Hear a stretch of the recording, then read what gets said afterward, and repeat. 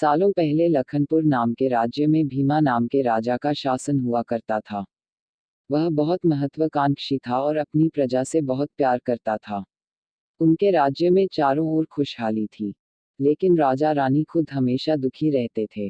उनके पास धन, दौलत, शोहरत सब कुछ था, लेकिन उनकी संतान न थी। संतान पाने के लिए राजा और रानी पूजा पाठ, जप तप सब करके देख चुके थे, लेकिन कोई फायदा नहीं हुआ। एक दिन महर्षि के कहने पर राजा ने महायज्ञ कराने का फैसला किया। यज्ञ और भगवान के प्रताप से राजा को एक बहुत सुंदर कन्या की प्राप्ति हुई। राजा रानी के साथ पूरी प्रजा खुशी से झूमने लगी।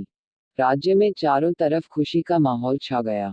राजा ने सारे नगर वासियों को पिता बनने की खुशी में भोज पर आमंत्रित किया। धीरे धीरे समय बीतने लगा। राजकुमारी बड़ी होने लगी। वह काफी सुंदर और गुणवान थी। राजा रानी उसे देखकर ही खुश रहने लगे। लेकिन एक दिन उनकी खुशी को मानो जैसे नजर लग गई। राजकुमारी बीमार पड़ गई। बड़े बड़े वैद्य, नीम हकीम सब इलाज में जुटे, लेकिन कोई फायदा नहीं हुआ। दिन प्रतिदिन राजकुमारी की हालत बिगड़ती जा रही थी। राजकुमारी के ऊपर कोई दवा असर नहीं कर रही थी। राजा को लगने लगा कि एक बार वे फिर निसंतान हो जाएंगे।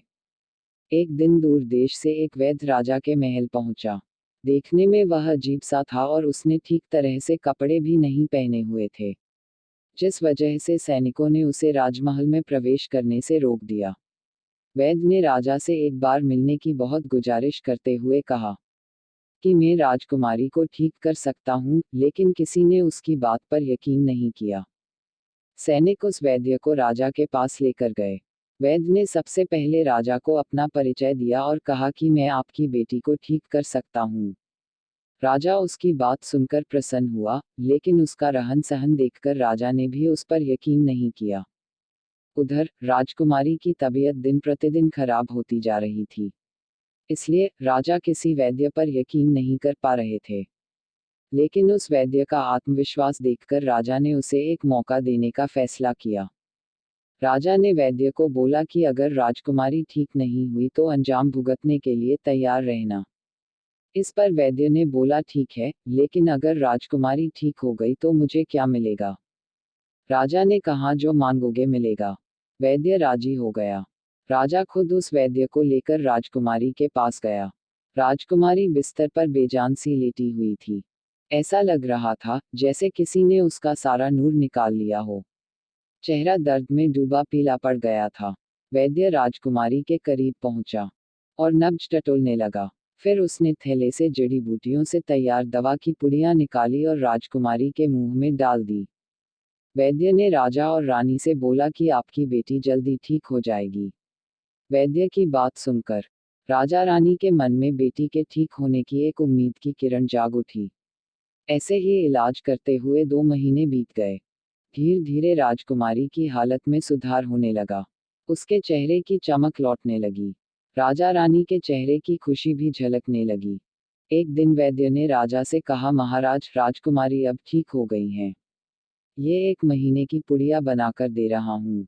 इसे समय पर राजकुमारी को देते रहना। इसके बाद राजकुमारी पूरी तरह स्वस्थ हो जाएंगी। यह बीमारी दोबारा उनके पास भी नहीं भटकेगी। अगले दिन राजा ने वैद्य को अपने पास बुलाया और कहा कि वादे के मुताबिक मैं तुम्हें तुम्हारा इनाम देना चाहता हूँ। बताओ तुम्हें क्या चाहिए? वैद्य बोला सोच लीजिए राजा जी, आप अपने वादे पर कायम रह पाएंगे। राजा ने बोला तुमने मेरी बेटी को स्वस्थ किया है, बोलो क्या मांगते हो? वैद्य ने मुस्कुराते हुए कहा आपका आधा राज्य और बेटी का हाथ। इतना सुनते ही राजा आग बबूला हो गया। उसने कड़कते हुए कहा तुम होश में तो हो? अगर तुमने मेरी बेटी के प्राणों की रक्षा न की होती तो तुम अब तक यमलोक पहुंच गए होते। उसने सैनिकों को आदेश दिया कि इसे राज्य से बाहर निकाल दिया जाए। वैद्य कुटिलता से मुस्कुराते हुए वहां से चला गया। इस घटना के कुछ दिन ही बीते थे कि एक दिन फिर राजकुमारी की हालत बिगड़ गई। उसका शरीर नीला पड़ गया। आनन फानन में राजवैद्य को बुलाया गया। राजवैद्य ने बताया कि राजकुमारी को जहर दिया गया है। इसका तोड़ किसी के पास नहीं है। कुछ देर बाद राजकुमारी ने दम तोड़ दिया। पूरे राज्य में मातम छा गया। राजा रानी शोक में डूब गए। छानबीन में पता चला कि वैद्य ने राजकुमारी को 1 महीने खाने के लिए जो पुड़िया दी थी उनमें से ही एक पुड़िया में जहर था। वैद्य को पहले ही शक था कि राजा उसकी बात नहीं मानेगा, इसलिए उसने एक पुड़िया में जहर भरकर रखा था। उसने सोचा कि अगर राजा शादी के लिए मान जाता है तो वह जहर वाली पुड़िया हटा देगा, लेकिन अगर नहीं माना तो इसकी सजा राजकुमारी को भुगतनी होगी। वैद्य की चाल कामयाब हो गई। इस कहानी से हमें यह सीख मिलती है कि अगर किसी से कोई वादा किया है तो उसे पूरा जरूर करना चाहिए।